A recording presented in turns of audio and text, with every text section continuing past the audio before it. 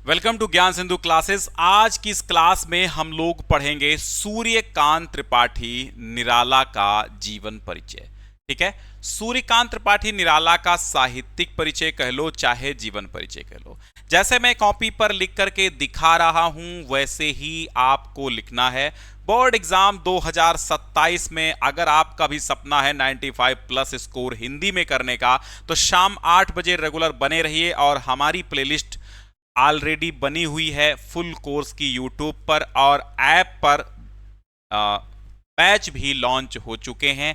तो अगर आपका बैकलॉग अभी है, कवर नहीं हो पा रहा है, तो आप जाकर के कवर कर लीजिए, चाहे प्लेलिस्ट से चाहे ऐप में जाकर के बैच में से। ठीक है, कुल मिला के आपको क्लियर करना है, बैकलॉग कवर करना है। चूंकि शुरुआती जो चैप्टर्स होते हैं बहुत ही महत्वपूर्ण होते हैं, उन चैप्टर्स को आपको बिल्कुल भी नहीं छोड़ना है।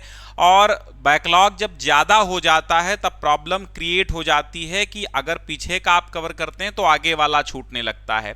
तो मैं आपको यही सलाह दूंगा, अगर आप आज से जुड़ रहे हैं, इस क्लास से जुड़ रहे हैं, तो आपको क्या चाहिए कि आप शुरुआत का एक वीडियो देखते रहिए पर डे, और जो लाइव क्लास चले या जो जिस दिन वीडियो आए उस दिन करंट का देखते रहिए। यानी एक वीडियो जो लाइव हम पढ़ाएंगे वो पढ़िए, और एक वीडियो जो आपका छूट गया है पीछे वो पढ़िए। क्योंकि मेरी क्लासेस अप्रैल से ही स्टार्ट हो जाती हैं और अक्टूबर नवंबर तक लगभग कोर्स खत्म होने की कगार पे आ जाता है, और दिसंबर जनवरी में धुआंधार क्रैश कोर्स और महामैराथन चलती हैं।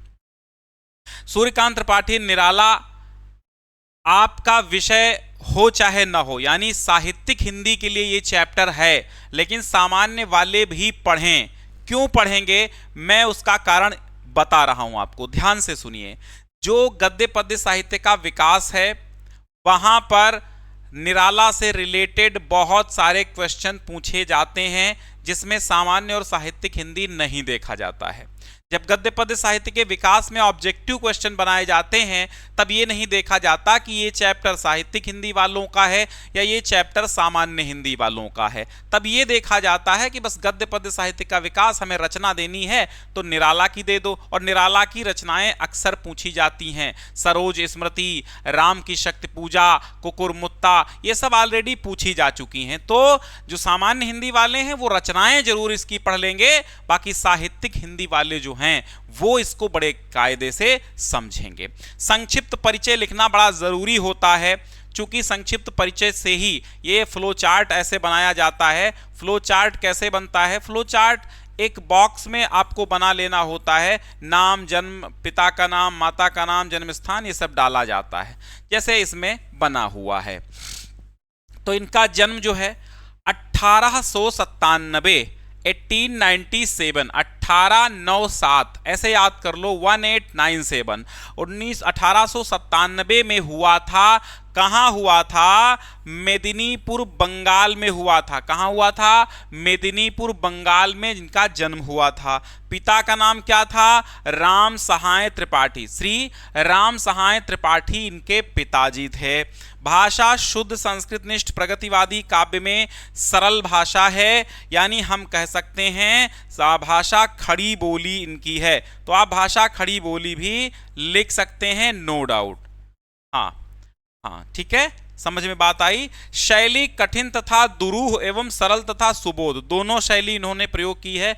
कठिन शैली, दुरूह यानी और कठिन, सरल और सुबोध माने भली भांति जल्दी से समझ में आने वाली, दोनों प्रकार की शैली का इस्तेमाल किया है। जैसे वह तोड़ती पत्थर देखा उसे मैंने इलाहाबाद के पथ पर, ये सरल सुबोध शैली है। भिक्षुक कविता निराला जी लिखते हैं और कहते हैं, वो आता दो टूक कलेजे के करता, पछताता पथ पर आता, पेट पीठ मिलकर के दोनों एक, चल रहा लकुटिया टेक, मुंह फटी पुरानी झोली का फैलाता, पछताता पथ पर आता। तो ये जो कविता है एकदम सरल सुबोध शैली में है। वहीं राम की शक्ति पूजा अगर आप पढ़ेंगे तो बड़ी ही दुरूह और कठिन शैली में वो कविता है। ठीक है, रवि हुआ अस्त ज्योति पर लिखा, रह गया राम रावण का अपराजय समर, ऐसे करके बहुत कठिन कविता है। तो दोनों शैली हैं इनकी, याद रखना। मृत्यु सन 1961 ईस्वी में, कब? 1961। तो 1897 और 1961, ठीक है, ध्यान रखना। दोनों। तो ये तो हो गया फ्लो चार्ट। ठीक है, अब जीवन परिचय हेडिंग डालेंगे और चाहे साहित्यिक परिचय हेडिंग डाल दीजिएगा, जो आपका क्वेश्चन होगा वो हेडिंग डाल दीजिएगा। लिखना सेम ही सेम है, चाहे ये डालो चाहे वो डालो। लिखेंगे महाकवि महाप्राण, अब इनको महाप्राण भी कहा जाता है। ठीक है, महाप्राण भी कहा जाता, तो आप ऐप से भी लिख सकते हो कि महाप्राण निराला का जन्म। तो महाकवि महाप्राण निराला का जन्म बंगाल के महिषादल राज्य के, बोलो कहाँ, बंगाल के महिषादल राज्य के कौन सा जिला था, मेदिनीपुर जिले में हुआ था। बंगाल के महिषादल राज्य के मेदिनीपुर जिले में सन 1899 ईस्वी में हुआ था। ये क्या 99 है या 97 है? 99 है, इसका कंफ्यूजन मिटाओ भाई। अच्छा ठीक है, यहाँ कंफ्यूजन हुआ है, आपको लिखना है 96। हालांकि इनकी जन्म तिथि के, अब आप कहेंगे सर अभी 97 बोल रहे थे, सॉरी उसके लिए। देखो ये टाइपिंग मिस्टेक हो गई है, 96 आप लिखिए। क्यों आप 1896 और 1961 दिमाग में गढ़ लीजिए, ये ईस्वी है। ठीक है, तो 1896 में जन्म और 1961 में मृत्यु, यानी 65 वर्ष इनका जीवन काल रहा। 96 4 100 और 61 4 65 वर्ष रहा। अब ये क्यों हम बता रहे हैं कि यही सही है, ये पहले की टाइपिंग मिस्टेक है, इसके लिए क्षमा चाहेंगे। 1896 और 1961 ये याद रखेंगे। आपकी जो नई टेक्स्ट बुक आई है उसमें जो जन्म है वो मृत्यु जो है वो यही है, 1896 1961। तो जो नई किताब में अपडेट हो चुकी है उसे आपको देखना है। पहले की क्या थी, पहले तो हम 97 भी पढ़े हैं, 1899 भी पढ़े हैं, कहीं कहीं यहां तक कि 1900 भी लिखा होता, लेकिन नहीं, आपको 1896 और 1961, 1896 1961 याद रखना। राइट, चलो। तो महाकवि महाप्राण निराला का जन्म बंगाल के महिषादल राज्य के मेदिनीपुर जिले में 1896 ईस्वी में हुआ था। मां द्वारा सूर्य का व्रत रखने तथा निराला के रविवार के दिन जन्म लेने से इनका नाम सूर्यकांत रखा गया। अब चूंकि रविवार था तो सूर्य हो गया, ठीक है, और सूर्य का व्रत भी रखा गया। दो कारण थे, रविवार के दिन इनका जन्म हुआ और इनकी माता ने सूर्य का व्रत रखा था। ठीक है, तो इनके जन्म के समय सूर्य का व्रत रख रखा था, और दूसरा ये था कि रविवार के दिन जन्म हुआ, तो दोनों जगह सूर्य था, तो इसीलिए इनका नाम रखा गया सूर्यकांत।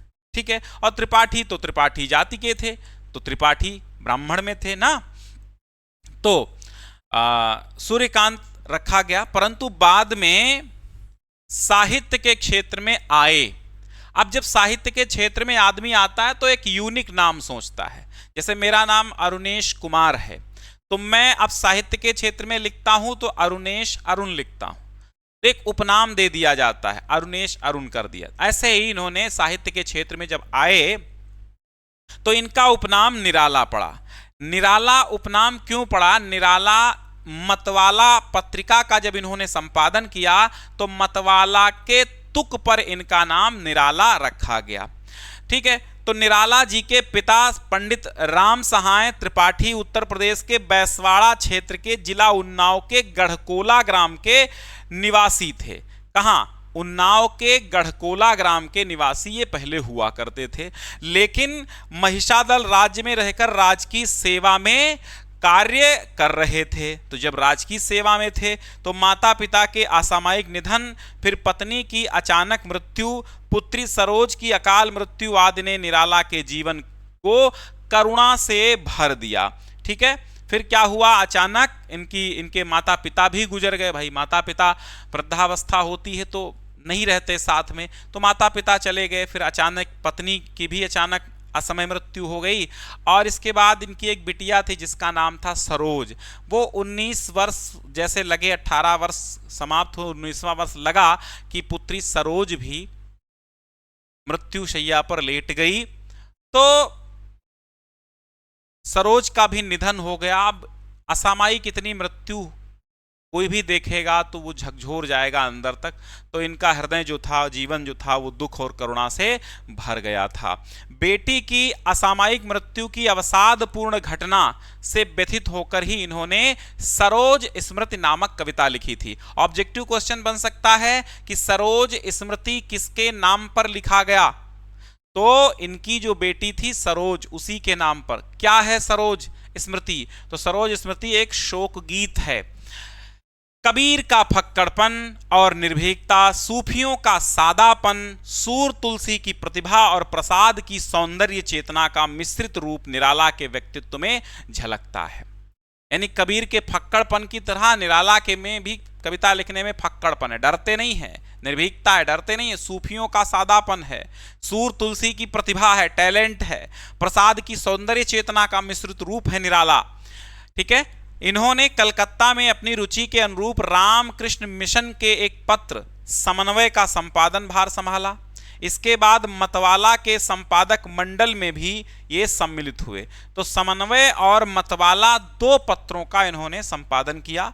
इसके बाद लखनऊ में गंगा पुस्तक माला का संपादन तथा सुधा पत्रिका के लिए संपादकीय भी वे लिखने लगे। जीवन के उत्तरार्ध में अर्थात जीवन के अंतिम दिनों में ये इलाहाबाद चले आए। इनकी आर्थिक स्थिति अत्यंत विषम हो गई। आर्थिक विपन्नता भोगते हुए 15 अक्टूबर सन 1961 को ये चिर निद्रा में लीन हो गए। तो 1896 में जन्म, 1961 ईस्वी में इनका देहावसान हो गया। अब मेन बात आती है, एक बार और इसको बैक करके वीडियो सुन लेना, तो दोबारा सुनने से पूरा का पूरा याद हो जाएगा आपको। इसके बाद इनका जो लिखा हुआ इनकी कविता है बादल राग और संध्या सुंदरी, ये 2 कविताएं बहुत जबरदस्त हैं, सुनिएगा, मैं सुनाऊंगा अगले दिन। ठीक है। प्रमुख कृतियां इनकी डाल दीजिएगा, वैसे 4-5 कृतियां लिख देंगे, बहुत अच्छा है, लेकिन यहां पर आपको ट्रिक याद रखना है। आ अपगीतुरा, आ अपगीतुरासन, आ अपगीतु रासन, ये रासन एक में लिख लेना। आ अपगीतुरासन, आ अपगीतुरासन, ये ट्रिक याद कर लो, फिर इधर ट्रिक कृतियां समझो। प्रमुख काव्य ग्रंथों में आराधना, अनामिका, अपरा, अर्चना, अणिमा। तो अब आपकी ये जो ट्रिक बनी, ये आ अप गीतु रासन,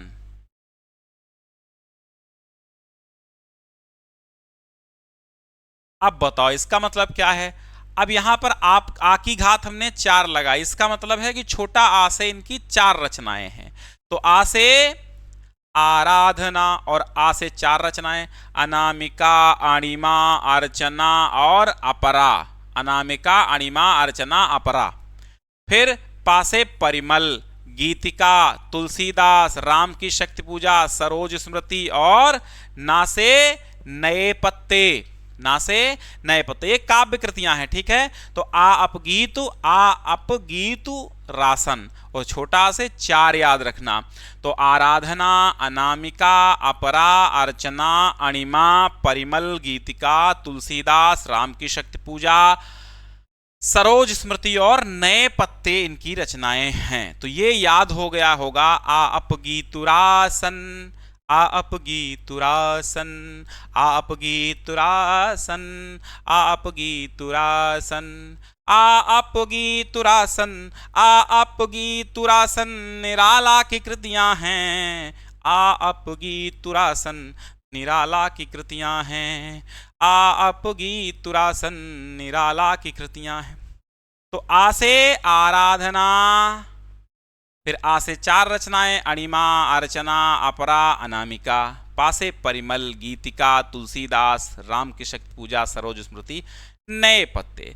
तो मुझे लगता है कि अब आपको ये पूरा का पूरा जीवन परिचय याद हो गया होगा, पूरा का पूरा साहित्यिक परिचय समझ में आ गया होगा। समन्वय और मतवाला पत्रिकाओं का संपादन किया है, ध्यान रखना, ये जरूर लिखना। तो जैसे मैंने साहित्यिक परिचय आपको लिखवाया है वैसे आप लिख दीजिएगा। कंफ्यूज होने की कोई जरूरत नहीं है, कंफ्यूजन की कोई जरूरत नहीं है। ठीक है। क्योंकि कंफ्यूज होना ही क्या है, आप सीधे सीधे 80 शब्दों में आता है, लेकिन 80 शब्दों में पूरा नहीं होगा, इसलिए अपने को कंप्लीट साहित्यिक परिचय लिखना है तो 100-120 शब्दों में जाएगा ही जाएगा। अगर फ्लो चार्ट को छोड़ देंगे, फ्लो चार्ट को छोड़ देंगे तब भी 100 शब्द हो ही जाएंगे। 4-5 रचनाएं आपको जरूर लिखना है, बाकी ये रचनाएं याद जरूर रखना है, क्योंकि ये रचनाएं ऑब्जेक्टिव में पूछी जाती हैं। बहुत ज़्यादा भिक्षुक कविता पूछी जाती है। भिक्षुक, वह तोड़ती पत्थर, ये भी ध्यान रखना, वह तोड़ती पत्थर ये भी बहुत ज़्यादा पूछी जाती है। भिक्षुक और वह तोड़ती पत्थर भी इनकी काव्य कृतियाँ हैं, मतलब कविताएं हैं, ये बहुत पूछी जाती हैं, तो इन्हें भी याद रखिएगा, क्योंकि ये एक बार भिक्षुक कविता किसकी है ये पूछा जा चुका है।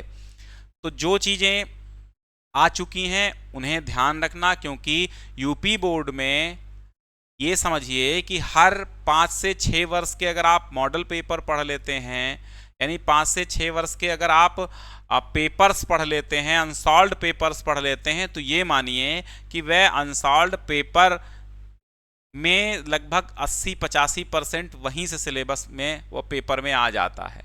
5 वर्षों के आप पढ़ लीजिए तो पूरी की पूरी सिलेबस ही समझ लो हो जाता है। तो रिपीटेड होती रहती हैं, आधे से ज़्यादा चीज़ें रिपीटेड होती हैं, तो रिपीटेड चीज़ों को बार बार आप पढ़िए ताकि आपको दिक्कत ना हो।